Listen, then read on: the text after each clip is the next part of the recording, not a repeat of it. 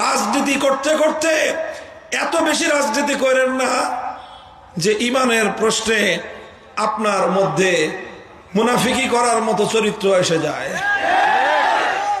বিশেষ করে ওই সকল রাজনৈতিক ব্যক্তিবর্গ যারা বিসমিল্লাহির রহমানির রহিম বলে বাংলাদেশের মুসলমানদের কাছে জনপ্রিয়তা লাভ করেছিলেন, আল্লাহর উপর অবিচল আস্থা এবং বিশ্বাসের কথা বলে যারা এদেশের মানুষের আস্থা কুড়িয়েছিলেন। আপনাদের নেতা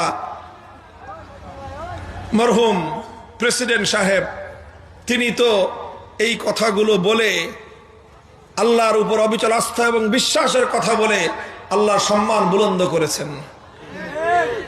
আপনি এখন সেই দলের নেতা হয়ে আপনি একটা আবুলের জন্য, তার জন্য মায়া কান্না কাঁদেন, অথচ তার অপবিত্র জুবানে আমার আল্লাহর মহান সম্মান এবং মর্যাদা ভুলুণ্ঠিত হয়েছে।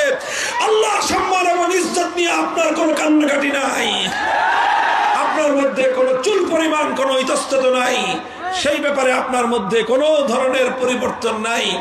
আপনি কোন ব্যক্তির, একজন ব্যক্তির বিষয় নিয়ে আপনার আল্লাহর প্রতি আপনার সেই মর্যাদা বোধ প্রকাশ করতে পারেন না, ব্যক্তির প্রতি মমত্ব প্রকাশ করতে আসছেন। এই আতেলগিরি, এই অতি আতেলগিরি বাংলাদেশে চলবে না।